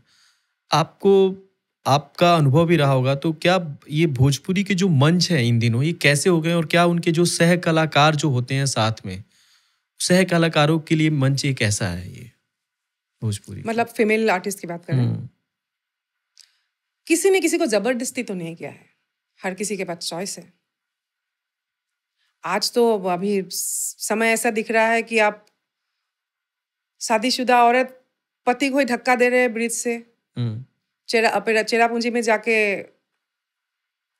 जो बहुत ही दुखद घटना हुआ, जो मर्डर हुआ। तो इस समय में 2025 में अगर बोलूं कि वो बिचारी है तो वो गलत हो जाएगा। बिचारी कोई नहीं है यहाँ पे। जो भी कर रही है लड़की, हमारे भोजपुरी के आर्टिस्ट हो या जो भी, हर किसी के पीछे स्टोरी तो है, कोई मजबूरी भी हो सकती है, I don't know, but choice is yours. मेरे पास भी चॉइस रहा ना। मैं एक हफ्ता पहले 80,000 वापस की हूँ मुंबई के एक म्यूजिक डायरेक्टर को। पहले पेमेंट आ जाता है, उसके बाद मुझे लगा गाना मैं गा दूंगी, रिकॉर्डिंग करके भेज दूंगी, लिरिक्स को देखा नहीं था। ए मुखिया जी, हमारा मर्द सौतन से जाके कहीं सो जाता है, ऐसा कुछ लाइन था। ठीक है। मैं चॉइस मेरे पास ये है कि मैं वो गा दूं, 80,000 के वापस करूं, 2 गाना था, या फिर चलो गा के पैसा ले लेते हैं, किसी को हिट होगा तो प्रॉब्लम है, फ्लॉप होगा तो किसी को कुछ पता नहीं, पैसा तो मुझे मिल गया। ये मेरा, आप मुझे बेवकूफ बोले, इमोशनल फूल बोले, जो बोलना है आप बोल सकते हैं, लेकिन मैंने निर्णय तो लिया। या फिर 2011 के जो आपने शब्दों के आरोप की बात की, निर्णय तो मैंने लिया, और निर्णय लेने के बाद की जो यात्रा है वो भी तो आप लोग देख ही रहे हैं। नहीं तो आप एंथोलॉजी के बिरहा और ये सब बात तो आप नहीं करते थे। वो चेंज देखा आपने। जब मैंने वो निर्णय लिया चेंज, या तो आपके तमाम लड़कियों को अपने कंठ पे भरोसा नहीं है, या फिर वो सब गायिका नहीं है, इधर उधर की बात बोल के मन एंटरटेन करना है और निकल जाना है। कहाँ रहे हैं, गा रहे हैं, एक लाइन गा के तो आधा घंटा सब बतिया रहे हैं। दुख होता है देखने के बाद से? मुझे दुख नहीं होता है। अच्छा। मुझे दुख, मैंने कि सबका जिम्मेदारी मैं लेके नहीं रही, मैं ये करी हूँ। मतलब जैसे इन लोगों ने बोला कि कल्पना जी ने आसाम से लेके आके, अरे आसाम जाइए, गामूसा जो होता है, जो हमारे विपक्ष में है, अजमल जी, बदरुद्दीन अजमल जी, AIUDF, हिमंत बिश्व शर्मा जी हमेशा उनके बारे में बोलते ही रहते हैं। उन्होंने, देखिए इस्लाम में जो जाय नमाज होता है ना, नमाज जिस पे पढ़ते हैं जाय नमाज, वो बहुत मतलब सम्मान की स्थान है। हमारे असमिया गामूसा को बिछा के वो कहीं पे पॉलिटिकल रैली के बीच नमाज पढ़ रहे थे। पूरा असमिया जागरूक समाज गामूसा के ऊपर पाव कैसे रख दिया, ठीक है। और यहाँ पे तो गमछा के ऊपर मैं ही गई हूँ ना। आप असम में मजाल नहीं है, आप गमछा के ऊपर गाना ऐसे लिख दोगे, ठीक है? तो यहाँ व्यक्ति विशेष मेरी तरफ उंगली एक दे रहे हैं ना, बाकी चारों उंगली आपकी तरफ है। ये सोचना पड़ेगा। आप मेरे आंचल के पीछे कितना छुपिएगा? आप पूरा मतलब वो अश्लीलता लेके आए आसाम से बोल के मेरे मतलब पूरा मेरे सर पे आप धोने की कोशिश करें, लेकिन जबकि सच्चाई आपको भी पता है। नहीं तो सोनपुर मेला नहीं एग्जिस्ट करता है। या जो भी आप सोनपुर मेला क्यों चाहिए भाई? जो आपने सवाल किया है वो खुद ही तो सोनपुर मेला से कम है। जो हो रहा है, और आपके बहुत सारे स्टार्स भी है इस पे, बहुत सारे आर्टिस्ट, मेल आर्टिस्ट क्या क्या कर रहे हैं मंच पे लड़कियों के साथ। अभी मुझे आप बोल देंगे मैं बहुत एग्रेसिव हो जाऊंगी। नहीं, आप बोल सकती हैं। मैं तो... आप मुझे बोल देंगे ऐसा, लेकिन आपको भी लगेगा ना, आप भी तो उन लड़कियों का, आप पुरुष है, आप भी एक जर्नलिस्ट है, आपका जिम्मेदारी कहाँ आपने निभाया उस जगह जब लड़की के गलत जगह पे टच किया है मंच पे। बहुत सारे आर्टिस्ट, नाम मैं भूल रही हूँ सिंगर का, उन सारे सिंगर्स को फिर सब लोग सम्मान देके मंच पे बुलाते भी हैं गांव में, और 2 दिन पहले उसी ने कोई डांसर को गलत जगह टच कर लिया है। तो इस समाज को आप मतलब मेरा घर है बोल के मैं कुछ नहीं बोलूं, मेरी बहन मतलब मेरा बेटा गलत रास्ते पे मैं कुछ नहीं बोलूं। मैं 2006 में गाई थी एक गाना, मैं गा के सुनाऊं? प्लीज 2006 में।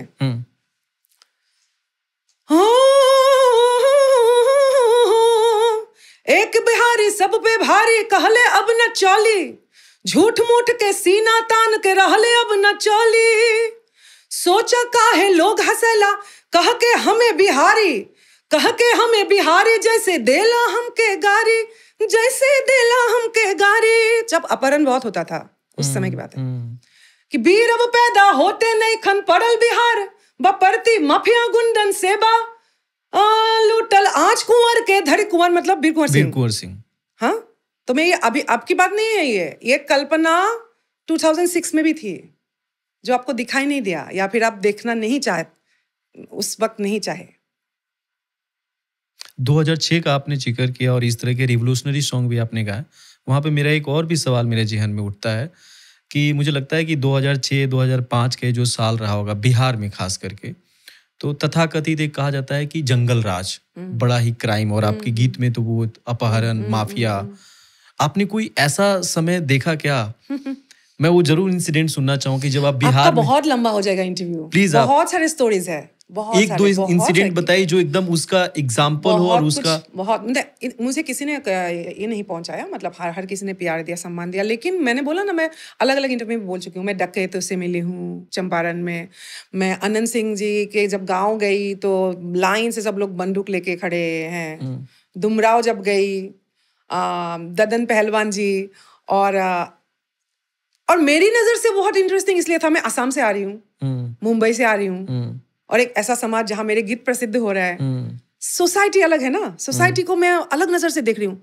कभी मैं दुमराव में अंदर जाके हैरान हूँ कि मुसलमान समाज लड़कियां बहु सिंदूर ले रही है, जो कि नॉर्मली देश में नहीं होगा। तो कभी ऐसा लग रहा है कि मेरा मोबाइल छूट गया, बहुत भीड़ था ट्रेन से मैं छैला जी के साथ प्रोग्राम के लिए उतरी हूँ, कोई जो आदमी था वो मुझे जानता भी नहीं है, मैं कल्पना हो क्या हूँ, वो दौड़ के आके भीड़ से बोला, दीदी आपका मोबाइल छूट गया। तो एक झटके में मैं जो सोच रही थी कि माफिया और लुंठन वाला बिहार, नहीं, ये वो लड़का ने तो एक लड़का ने मेरा बिहार के प्रति रवैया बदल दिया ना, एक परसेप्शन बदल है ना, परसेप्शन बदल दिया।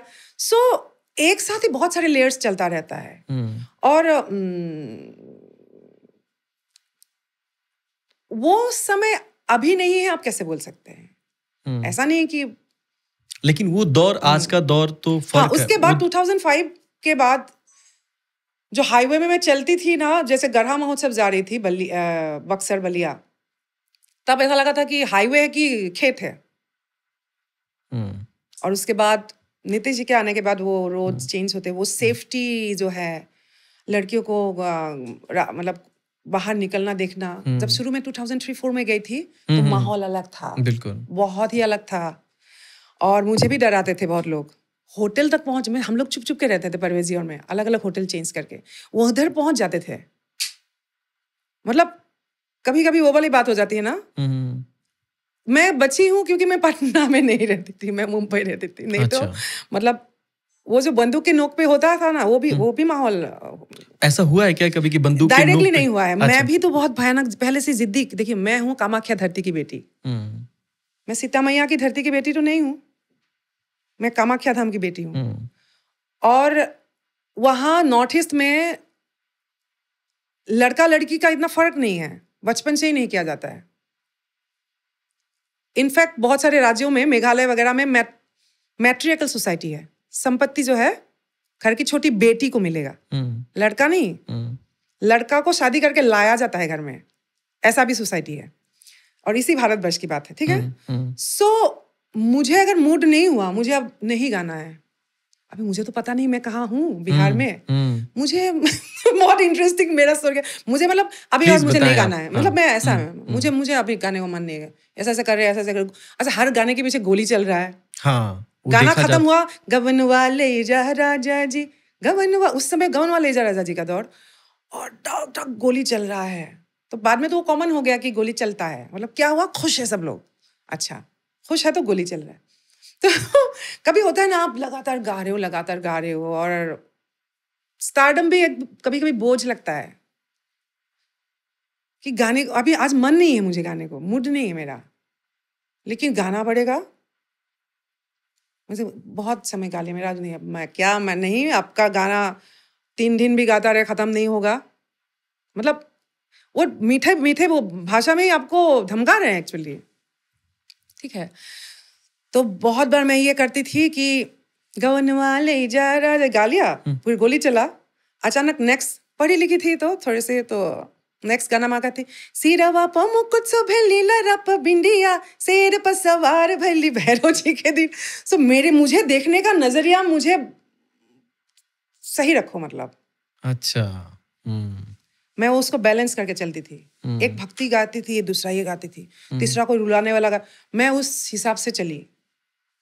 नहीं तो मुझे भी तो क्योंकि वो उस समय तक आई थिंक जहां आप भजन भी गा रहे हो, रंगीन सॉन्ग भी गा रहे हो, कैरियर ओरिएंटेड होके कोई बिहार में महिला आर्टिस्ट तब तक नहीं था। मतलब या तो वो लोग घरांगन की गीत गा रहे थे, छठ गा रहे थे, भजन गा रहे थे, या फिर इस तरफ तमाम रानियां थी, ये रानी वो रानी, और जो उन्मुक्त होके गा रही थी। अभी मुझे ये सब उधर जाने के बाद पता लगा ना कि this is the society, and I was somehow bridging this, ये दोनों और मैं ब्रिज कर रही थी, बिकॉज मैं इसको प्रोफेशनली कैरियर, एक गीत को मैं गीत के रूप में देख रही थी। लाइक पाकिज़ा में अगर मीना कुमारी जी ने तवाइफ का रोल किया, शी इज नॉट लाइक तवाइफ, शी इज एन एक्ट्रेस ना, she was an actress. Umrao Jaan में रेखा जी ने उमरावजान किया, तो क्या वो उमरावजान है? वो उमरावजान तो नहीं, वो किरदार निभा रही है। सेम वे मैं जब अगर कोई मुजरा गा रही हूँ या फिर कोई मैं सेंसुअस नंबर गा रही हूँ, मैं भी एक किरदार को ही गा रही हूँ, वो किरदार मैं नहीं हूँ। लेकिन सामने की जो सुनने वाले हैं या जो मुझे बुला रहे हैं बंदूक लेके, पता नहीं वो मुझे क्या, 25 साल पहले की बात है। सो बहुत सोच समझ के, हाँ, बंदूक ताने थे मेरे, परवेज जी पे बंदूक ताने थे एक बार। अच्छा। ये रांची में हुआ था। डांसर्स होते थे तभी, कैसा होता था पता है, आज जैसे मैं डांसर्स को अलाउ नहीं करती मंच पे। शुरुआत में मैंने बोला ना, मुझे कुछ पता नहीं है ये क्या, मतलब मुझे किसी ने बुलाया, उस पूरे मंच के जो लाइनअप है किसी और ने प्रोग्राम को लिया है। अच्छा। उसमें डांस भी है, जागरण है तो झांकी है, उसने सजाया हुआ है। बीच में मेरा 2 एंट्री होगा या 3 एंट्री होगा, 5 गानों का, ठीक है। सो पूरे प्रोग्राम का लाइनअप मेरा नहीं है। तो एक बार क्या हुआ, कोई डांसर्स थी, लड़की थी, उसके रूम पे विधायक जी के जो भाई साहब है, वो बार बार डांसर्स के रूम के और उनको परेशान कर रहे थे, गलत इशारा और ये सब। तो मैं जैसी हूँ, परवेज जी भी, हम एक ही मिट्टी से आए हैं, तो उन्होंने उसको मतलब बचाव कर लिया। तो क्यों बचाव कर लिया, आज मैं सोच के बहुत डर जाती हूँ। उस समय पता नहीं वो मोमेंट कैसे।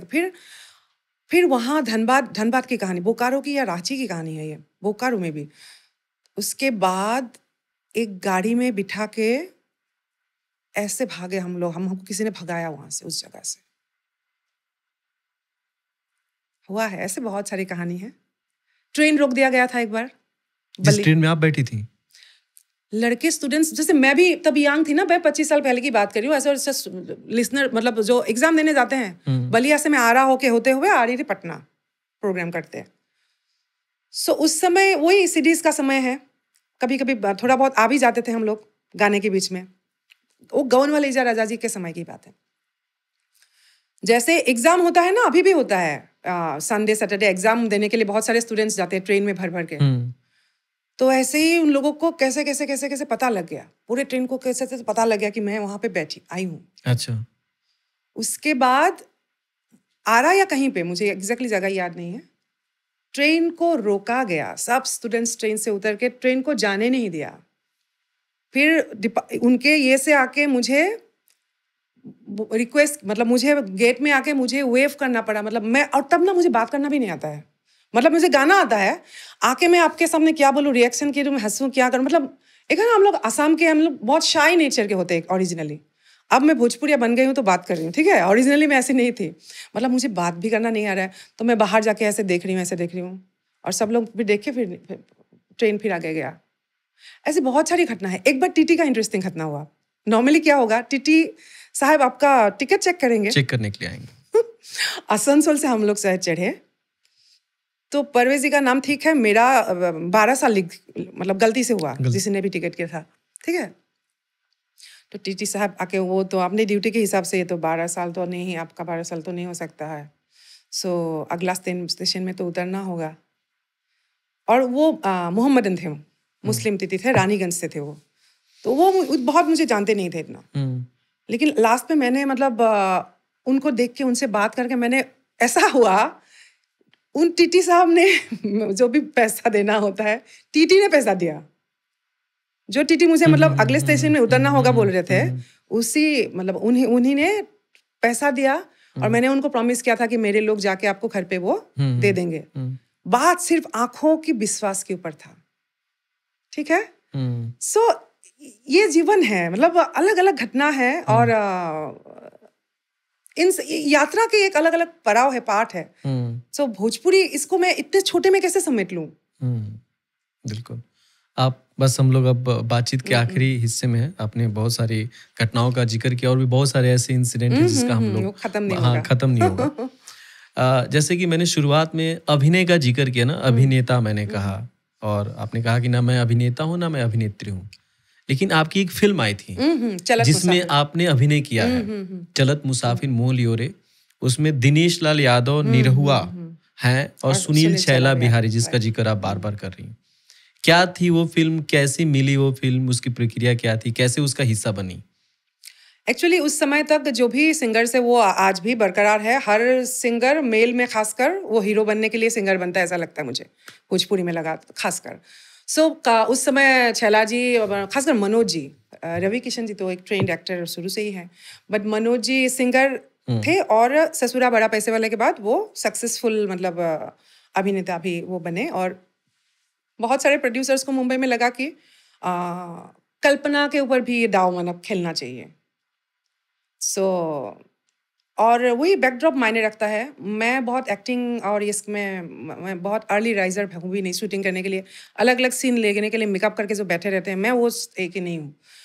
बट आसाम में ना, हमारे जैसे मलयालम इंडस्ट्री, केरला और आसाम में आर्ट फिल्म बहुत बनते थे पहले से, मतलब आर्ट फिल्म, कला फिल्म जिसको बोला जाता है, बहुत विषय को लेके, सेंसिटिव विषयों को लेके।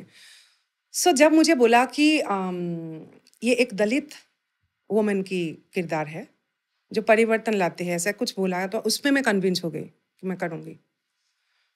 और हालांकि जो भी मेरा अनुभव रहा बहुत हेक्टिक था, और उसी दौरान जो रिकॉर्डिंग कर रही थी मैं, तो एक बार टी सीरीज में ही लता जी का कोई धुन सुन के मुझे भजन गाना था उस पर। अच्छा। उसी शूटिंग के अंदर ही, मतलब उस 3 महीने के अंदर ही। और लता जी ने जो मूड की उस पे लिया, मतलब जो बैलेंस है, एक शब्द को थ्रो, बहुत सारी बात होती है ना, एक शब्द को आप कैसे थ्रो करेंगे, वो जो बारीकियां है, वो तो असंभव है हम लोग गा पाए। लेकिन जब सुन रही थी ना, मैं ऐसे वॉकमैन था, वॉकमैन एक में मैं ऐसे सुन रही और गाऊंगी, कंपोजिशन को उठा रही हूँ मैं, तो मुझे ऐसा मतलब धिक्कार आया अपने आप पे चलिए इस सुर तक पहुंच नहीं पाओगी, जन्म लग जाएगा, एक्टिंग करने चली हो। अपने आप को खुद बोली मैं। अच्छा। और उस दिन मैंने ये फुल स्टॉप कर दिया, मतलब ये मैं कभी नहीं जाऊंगी। तो फिल्म को छोड़ दिया आपने कि फिल्म तो किया आपने, शायद उसमें पुलिस कॉप का आपका। हाँ, फिल्म को किया, कंप्लीट तो करना ही पड़ेगा। फिल्म को कंप्लीट किया, बट मैं समझ गई कि ये मेरा, जैसे अब मैं बोल रही हूँ इलेक्टोरल पॉलिटिक्स के बाद, कभी कभी होता है इंसान अपने आप को जान नहीं पाता है मैं क्या चाह रही हूँ, क्योंकि मन का एक अलग दुनिया होता है। मन बहुत आपको घुमाता है, वो सही है वो जरूरी नहीं है मन जो बोल रहा है। तो इलेक्टोरल पॉलिटिक्स में भी जाके मुझे लगा कि नहीं नहीं नहीं, ये कार्य मेरे लिए नहीं है। बहुत लोगों ने समझाया था, लेकिन एक होता है ना जिद, तो होता है कि आप देख के बहुत लोग सीखते नहीं हैं। जब क्या बोलते हैं उसको, आसामी में बोलते ठेक के सीखना, मतलब अपने पर जब आती है तो इंसान को समझ में आता है। सो ये दो अलग अलग जो पार्ट है, राजनीति और अभिनय का। तो दिनेश लाल यादव उसमें निरहुआ के मेन उसमें किरदार में थे। अभी तो वो भोजपुरी के आई थिंक बड़े मे बी वो स्टार, वो अभिनय के लिए ही बने थे। हो सकता है जो भी उन्होंने संगीत गाया वो एक सीढ़ी था सिर्फ। बात को समझ में आ रहा है? कैसी उनके साथ आपकी बॉन्डिंग, दोस्ती? अभी सबके वो लोग बहुत सम्मान करते हैं मुझे। दिनेश जी बहुत सम्मान करते हैं, बहुत बहुत मानते हैं जी। अब कुछ चलते चलते कुछ ऐसे रैपिड फायर सवाल हैं जो मैं एक एक नाम लूंगा और उसके बारे में आपके ज़हन में जो कुछ भी आप सोचती हैं उसके बारे में आप कहिएगा। ओके जी। लालू यादव। भिखारी, मेरे लिए भिखारी ठाकुर रचनावली जो दस्तावेज है आज, उनका योगदान है। अच्छा। भिखारी ठाकुर भोजपुरी समाज को सम्मान और एक मार्गदर्शन देने लायक एक दर्शन तत्व, फिलॉसफी। भरत शर्मा। ऑथेंटिक पूर्वी के एक गायक, बहुत ही क्या बोलेंगे उसको, सही शब्द नहीं आ रहा है, मतलब एक पायोनियर पूर्वी के। असल मतलब एक, हाँ पायोनियर, जो मतलब लीडर्स बोल सकते हैं कि पूर्वी गायन को उन्होंने बहुत आगे तक कैरी करके। Nitish Kumar. Change maker. Prashant Kishor. Hope. Sharda Sinha. Legendary. Pawan Singh. Heartthrob, youngster के हार्टथ्रोब। खेसारी लाल यादव। सेम, दोनों ही यंगस्टर के हार्टथ्रोब है और दोनों ही बहुत संघर्ष करके आगे आए हैं। दिनेश लाल यादव। छोटा भाई। ठीक है। अब एक आखिरी सवाल, हमारे एक मित्र हैं जो कि टाइम्स ऑफ इंडिया में जर्नलिस्ट हैं, उन्होंने पूछा, बड़ा ही उनके जेहन से निकला कि यार कल्पना जी से पूछना कि अगर आपको एक बार फिर से 4 साल की बच्ची बनकर माइक थामना हो तो आज क्या गाना चाहेंगी? बड़ा ही, हे प्रभु, इतने हजारों गीतों में एक गाना चुनना कितना मुश्किल है। चुनना पड़ेगा। जो पहला गीत मुझे पिता ने सिखाया वो कामरूपी लोकगीत है। देह विचार की बात है उसमें कि मन को बोला जा रहा है कि ये माटी का देह है, शरीर है, और जो संसार रूपी नदी है मेरा कंट्रोल नहीं है। वो जो बोलते हैं उसको क्या बोलते हैं, पतवार, इसको जैसे नाव में करते क्या बोलते हैं? हाँ, खेमना, पतवार ही होता है। वो नहीं है, खेवैया। और नाव नदी में जा रहा है, कहाँ लेके जा रहा है पता नहीं। ये देह विचार के गीत बोलते हैं। वो मेरा जीवन का पहला लोकगीत मुझे मेरे पिता ने सिखाया था। वो ऐसा है कि आरे मन मातिर देहा, आरे भव नदी नौका बेहा, कि नौका जाए घुरी घुरी गुरित बथा নাই। काल नामे महाजने लाल खातात नाम তোলে, काल नामे महाजने लाल खातात नाम তোলে, होते मोले हिसाब करे बिक्री करे जाए। नौका जाए घुरी घुरी गुरित बथानाई टंक टंक टंक टंक टंक टंक टंक टंक, दो तारा बजता है, मेरे पापा पिता बजाते थे वो। क्या बात है, बहुत सुंदर। आपने डॉक्टर भूपेन हजारिका का एक गीत गाया है, डोला हे डोला राजा महाराजाओं का डोला। क्या पिच है उसका? पिच तो है, सबसे इम्पोर्टेंट है उसका जो शब्द है ना, जो मैं बोली कि हमेशा शोषित वर्ग की एक आवाज बने वो, उसमें ये कहा गया है, क्या कहा गया कहा ये गया है सांकेतिक रूप से कि ये जो ये गणतंत्र है, इसको हम जो छोटे छोटे मजदूर है वर्ग है हम लोग, हम इस डोला को, मतलब डोला मतलब सरकार, डोला के अंदर राजा बन के सरकार, प्रधानमंत्री जी जो भी आप तो बैठे हुए हो, लेकिन इसको कैरी कौन कर रहा है सरकार को? साधारण जनता। और अगर हम चाहे, मतलब उसमें अंदर इतनी सेंसिटिव बात है, एक लाइन में उसमें ऐसा है कि कंपैरिजन है कि जो राजा अंदर बैठा हुआ है उसके जो पर्दे हैं वो भी सिल्क के हैं। और अचानक मुझे याद है वो सिल्क जब आके मेरे नंगा बदन को छू के जब एक बार उड़ गया, ऐसे टच करके गया, अचानक मुझे मेरा नंगा बेटा याद आ गया। इस बार तो मैं उसको बैसाख के समय, बिहू के समय, मैं तो उसको सूती का कपड़ा भी नहीं दे पाया। बहुत मार्मिक है। तो ये चीजों को ना मैं अभी भोजपुरी में खोजती हूँ, समझ गए? भोजपुरी भी वही है एक्चुअली, लेकिन वो उसको प्रस्तुतिकरण वो उस ढंग से नहीं हो पा रहा है। उसमें ऐसा है कि हे डोला हे डोला हे डोला हे डोला, हे आके बाके रास्तों पे कांधे लिए जाते हैं राजा महाराजाओं का डोला, हे डोला, हे देहा जराई के पसीना बहाई के दौड़ाते हैं डोला, हे डोला, हे याना हे याना हे याना हे या।